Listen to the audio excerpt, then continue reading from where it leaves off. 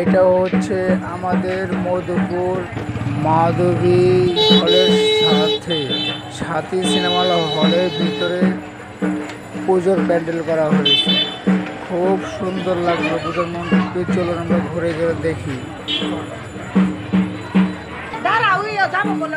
এটা যাওয়ার রাস্তা তৈরি করেছে।